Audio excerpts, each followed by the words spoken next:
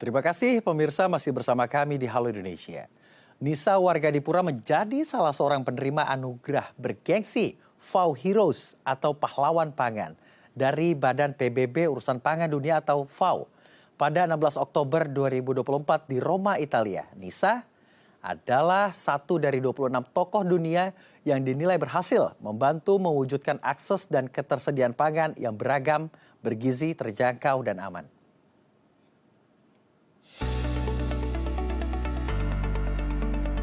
Anak bangsa kembali mendapatkan penghargaan FAO Heroes atau pahlawan pangan dari Badan PBB Urusan Pangan Dunia atau FAO. Penghargaan ini diraih oleh Nisa warga Dipura pada tanggal 16 Oktober 2024 di Roma, Italia. Nisa adalah 26 individu dari seluruh dunia yang berkontribusi secara signifikan dalam memajukan akses pangan berkelanjutan, bergizi, terjangkau, dan aman. Ia menjadi orang keempat di Indonesia yang mendapatkan penghargaan ini. Dan penghargaan tersebut berkat dedikasinya dalam mengedukasi masyarakat mengenai pentingnya pertanian agroekologi yang tidak menggunakan insektisida dan pestisida. Agroekologi juga mengutamakan penggunaan benih-benih lokal yang mampu beradaptasi di wilayahnya sendiri. Sejak mendirikan pesantren At-Tariq pada tahun 2008 di Garut, Jawa Barat, Nisa telah mengintegrasikan ilmu pertanian berkelanjutan dengan nilai-nilai keagamaan. Pesantren ini menjadi pusat pendidikan yang membekali para santri dengan keterampilan dalam praktik pertanian ramah lingkungan dan pengetahuan mengenai ketahanan pangan. Bagi Nisa, agroekologi adalah langkah strategis mengamankan ketahanan pangan jangka panjang dengan sistem zonasi yang dibuat berdasarkan kebutuhan para santri. Di pesantren At-Tariq, 45 zonasi penyimpanan pangan dikembangkan secara spesifik untuk kebutuhan berbeda. Di antaranya zona penyimpanan beras, zona kebun sayuran, zona maggot, zona dapur bersama, hingga zona lebah madu. Semuanya saling menjaga dan melengkapi kebutuhan tak hanya bagi pesantren tetapi juga masyarakat sekitar. Dan langsung saja kita akan membahasnya bersama dengan Nisa warga Dipura, pemimpin pesantren ekologi At-Tariq. Assalamualaikum Ibu Nisa, selamat siang, apa kabar? Waalaikumsalam Mas Akbar, selamat siang. Ibu luar biasa Apa ya. kabar juga? Alhamdulillah saya baik. Saya ucapkan selamat atas penghargaannya. Ini penghargaan yang prestis tentunya diberikan oleh PBB. Artinya Betul. Anda menjadi salah satu tokoh dunia yang memperjuangkan pangan sehat, pangan aman, begitu yang tadi sudah disebutkan. Ini yang menarik, dicampur adukan dengan dunia pendidikan. Adanya di pesantren. Sebelum ke sana, ini kapan Ibu mendalami pertanian dan mengapa tertarik dengan ini? Ya, terima kasih Mas Akbar. Ini bukan perjalanan yang pendek, ini perjalanan yang teramat sangat panjang ya. Sejak gadis, malahan sejak kecil saya memang didekatkan oleh ayah, oleh ibu, oleh keluarga inti kami untuk mengikuti kehidupan yang sangat tradisional di tanah kelahiran saya. Kemudian sejak gadis juga saya berjuang bersama Serikat Petani Pasundan, satu organisasi tani yang memperjuangkan pembaruan agraria, begitu memperjuangkan lahan garapan sebagai satu entitas yang tidak bisa dipisahkan dari kehidupan kita, yaitu lahan-lahan sebagai sumber pangan kita, sumber kehidupan kita. Jadi tahun 2008 saya juga kemudian memfokuskan diri, berefleksi dari bagaimana saya belajar, saya berjuang di Serikat Petani Pasundan yang anggotanya ribuan orang di Jawa Barat ya, yang menggantungkan hidupnya di dunia pertanian. Jadi saya harus bertapa untuk mendapatkan pengetahuan-pengetahuan yang holistik ya, pengetahuan-pengetahuan yang berbasis pada pemulihan ekologi dan pemulihan ekonomi. Jadi bagaimana cara membangun perspektif ekonomis tapi ekologis gitu ya. Dan akhirnya saya bertapa membangun pesantren ekologi At-Tariq dari 2008. Jadi perjuangan-perjuangan itu memang sangat panjang dan akhirnya menemukan satu tempat yang sangat baik dengan dasar ya saya tetap ingin bermanfaat begitu ya untuk masyarakat. Jadi pendidikan ini berbeda dengan pesantren-pesantren yang lain dan mudah-mudahan ini juga tertulari gitu ya pesantren-pesantren yang lain untuk karena dia strategis. Jadi pesantren itu adalah pesantren yang berbasis pada keyakinan, yaitu namanya rahmatan lil alamin. Kalau Atori kan dia pesantren. Jadi bagaimana memulihkan ekologi, bagaimana bertani, itu yang paling penting adalah bahwa kehidupan kita ada dasarnya yaitu untuk Allah Subhanahu wa Ta'ala, begitu ya. Kemudian nanti diturunkan lagi lebih implementatif dari pesantren, dari pendidikan rahmatan lil alamin atau kita sebut Green Islam, diturunkan lagi supaya lebih konkret melalui agroekologi. Nah, agroekologi ini adalah temuan empirik ya kami di Atorik dan diturunkan lagi supaya lebih afdol ilmunya, bagaimana memelihara ekosistem sebagai bagian dari keyakinan kita bertauhid terhadap Allah Subhanahu wa Ta'ala dengan kearifan lokal orang Sunda. Karena masih ada pengetahuan budayanya orang Sunda untuk membicarakan pangan sejengkal dari rumah. Jadi sebenarnya ini sangat bisa diakses oleh semua orang. Begitu. Jadi tidak ada yang tertinggal pengetahuan kami. Tidak boleh ada yang tertinggal. Pengetahuan ini didedikasikan untuk para orang-orang yang tidak mampu mengakses makanan-makanan bergizi tinggi padahal tersebar luas berbasis keanekaragaman hayati kita di daerah kita. Baik. Begitu, Mas. Ini perjalanannya luar biasa sekali kalau Anda bilang bertapa begitu ya. Yes. Saya bilangnya mungkin tauhid begitu dalam jalur yang luar biasa ini melestarikan alam begitu. Selain berserikat, Ibu juga memperhatikan bidang pendidikan dan dikolaborasikan dengan agroekologi. Agroekologi maksud saya. Agroekologi. Baik, ini mengapa Anda terpikir menggabungkan keduanya? Apa manfaatnya bagi para santri? Ya, kemiskinan kita sudah akut, Mas Akbar. Harus ada orang yang memang mengorbankan dirinya untuk itu ya. Kerja-kerja senyap, kerja-kerja sunyi. Kemudian itu harus diberikan kepada masyarakat begitu pengetahuannya, baru bermanfaat. Jadi yang paling terpikir itu perempuan-perempuan Indonesia ketika saya melahirkan dengan situasi harus disesar, dengan ASI yang tidak keluar, kemudian dengan banyaknya penyakit-penyakit yang tidak jelas sekarang itu. Ada banyak anak-anak yang dilahirkan Down syndrome, ada anak-anak yang stunting ya. Padahal mereka udah merasa bahwa makanannya keren-keren begitu. Padahal itu semua bukan pembangun badan kita, bukan pembangun perempuan tidak mampu mengejan begitu ya. Itu makanan-makanan yang kopong, makanan-makanan yang tidak ada gizinya. Hanya makanan-makanan yang berkarakter, berbasis budaya lokal yang sangat gampang ditemukan, itu baru karakter mereka keluar. Tenaganya tenaga asli begitu loh. Jadi anak-anak sekarang juga tidak mempunyai kemampuan membaca buku. Ya, membaca buku satu halaman juga sulit kecuali di sekolah dipaksa. Tapi kalau dikasih novel itu sudah tidak mampu. Karena apa? Kita terlalu banyak gula. Kita terlalu banyak sekali hormon yang tidak jelas dari makanan-makanan pabrikan. Begitu Mas Akbar. Artinya untuk menimbulkan SDM yang berkualitas ada dua faktor. Yang pertama pendidikan yang tepat, yang kedua pemberian gizi juga yang tepat. Yang ini yang Anda hadirkan keduanya di dalam satu wadah bernama Pesantren Atorik. Begitu Ibu? Iya. Baik, Yes. lalu mengapa ini agroekologi yang dipilih?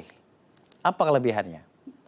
Ya, agroekologi itu adalah satu metode pertanian yang memberikan keuntungan untuk manusia dan untuk alam. Begitu ya. Jadi ada timbal baliknya. Alam itu kan ada ekosistemnya. Kita sekarang itu kan porak-poranda sistem pertanian kita, sistem alam kita. Banjir di mana-mana karena tanah sawah sudah tidak mempunyai kemampuan menampung air. Ya, airnya magulusur kalau bahasa Sunda tuh. Pergi begitu saja karena tanahnya keras. Pupuk NPK, insektisida, pestisida itu menjadikan tanah tidak mempunyai kemampuan untuk menyerap air. Padahal di dalam tanah itu harusnya topsoil. Nah, menjadi topsoil itu harus ada banyak ada banyak unsur-unsur hara yang dimasukkan. Jadi unsur hara itu gampang, daun-daun kering, azolla pinnata, begitu ya. Kemudian kompos-kompos sampah dapur, kemudian ekoenzim, itu tuh masukkan ke sawah, kemudian sawah menjadi penampungan air, menjadi meresap ke dalamnya. Ini kan tidak, ini keras Mas Akbar. Jadi airnya lari sehingga kemana-mana. Tidak menjadi terminal-terminal air. Dan sebenarnya sawah itu adalah gudang makanan. Ya, kita menemukan ada sekitar 40 makanan di sawah. Tapi sekarang tidak ada. Dan makanan sawah itu, di sawah itu sangat sosial. Jadi sekampung, sebelum dimakan dulu oleh pemiliknya, itu orang sekampung bisa memakannya. Genjer, enceng, ya. Tumres itu ikan-ikan kecil, ada keong hitam, ada tutut, ya. Ada bekicot, itu semua makanan. Tapi karena pupuk NPK, karena ada insektisida dan pestisida, itu semua jadi hilang. Jadi yang paling utama kita menghadirkan, memulihkan tanah terlebih dahulu. Baik, artinya Anda menggunakan sistem pertanian yang organik begitu, yang sehat tanpa kandungan kimia berlebih sehingga dapat menciptakan pangan yang bergizi. Yang menjadi pertanyaan besar adalah bagaimana Anda melakukan pendekatan pertanian ini yang menyenangkan bagi para santri sehingga santri juga fun, sehingga santri juga merasa nyaman di pesantren, belajar agama sambil belajar melestarikan lingkungan. Tapi jangan dijawab terlebih dahulu. Ibu, kita akan break terlebih dahulu. Pemirsa juga jangan kemana-mana. Tetap di Halo Indonesia.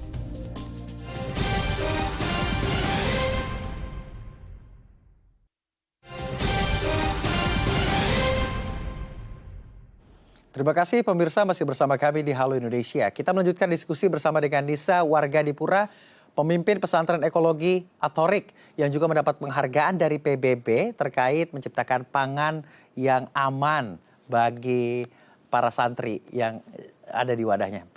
Ibu Nisa. Ibu Nisa, bagaimana melakukan pendekatan kepada para santri untuk melakukan kegiatan argo ekologi? Ya, Mas Akbar, yang paling pertama itu pendekatannya tentu selangkah dari meja makan. Ya, kami ada namanya yang pertama revolusi meja makan. Jadi memperlihatkan, mendekatkan kepada mereka bagaimana makanan itu bisa disentuh hanya sejengkal saja dari dapur gitu ya. Contoh, kita tidak sulit loh mendapatkan makanan kalau kita masih punya kolam begitu ya. Jadi kolam ikan itu zona yang paling penting supaya proteinnya terpenuhi. Kita juga tidak sulit karena kita mendapatkan, kita memelihara ayam dan ayamnya ayam bahagia, ayam yang liar. Tetapi mereka juga bertelur. Nah, bertelurnya, tempat telurnya dekat sekali dengan rumah begitu, sehingga kami juga mampu mengakses telur yang sangat baik. Kami juga menanam tanaman-tanaman yang tidak harus ditanam dengan repot begitu ya. Contohnya itu bunga matahari, kita bisa mendapatkan, kan anak-anak suka tuh nyemil ya. Iya. Nah, ngemil itu tuh repot, biasanya suka seblak, suka apa begitu ya. Kalau di Atori kita nyangrai bunga matahari, dan bunga matahari itu kita tanam di pinggir-pinggir sawah yang dekat juga dari dapur begitu, Baik. Mas Akbar. Nah, pendekatan-pendekatan itu penting sekali, bahwa makanan itu gampang didapatkan dan semua sangat enak begitu. Kayak seperti pegagan atau antanan. Antanan itu tidak harus ditanam, semua ada di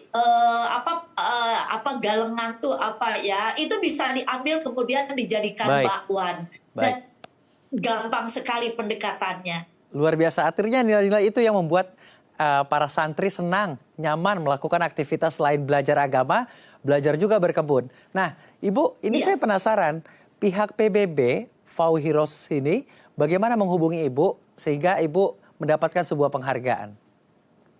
Ya, FAO ini adalah bagian dari jaringannya Atorik bagaimanapun juga. Atorik kan harus pesantren Atorik harus mengembangkan pendidikan, mengkampanyekan pendidikan begitu Mas Akbar. Jadi dari sana kami berkenalan dengan FAO, kemudian mengenalkan bagaimana cara-cara yang arif, cara-cara yang tradisional kepada FAO, dan tentu saja bukan kepada FAO Mas Akbar, ke semua jaringan, ke semua teman-teman di sekolah, ke semua teman-teman di lini lembaga-lembaga pendidikan, terutama ke pesantren, ada Kongres Ulama Perempuan Indonesia. Jadi dikenalkan kepada semua orang ini bahwa yang paling benar untuk mengajarkan masyarakat supaya mendapatkan pendidikan yang benar itu ada di pesantren Atorik. Jadi kami memang akhirnya berkenalan dengan FAO, kemudian ya itu tadi mengenalkan pesantren Atorik gerakannya seperti apa sih, ya dikenalkan kepada mereka. Kemudian mungkin ini adalah kalau dilihat dari indikator keberhasilan dari, karena agroekologi itu mempunyai indikator Mas Akbar, dan ini cocok diberikan kepada pesantren ekologi Atorik yang mempunyai kemampuan revolusi meja makan begitu. Merevolusi meja makan menjadi makanan yang sehat, makanan yang mudah didapatkan. Terakhir, singkat saja Ibu, apa nilai yang penting tentunya bagi masyarakat untuk mau melestarikan lingkungan?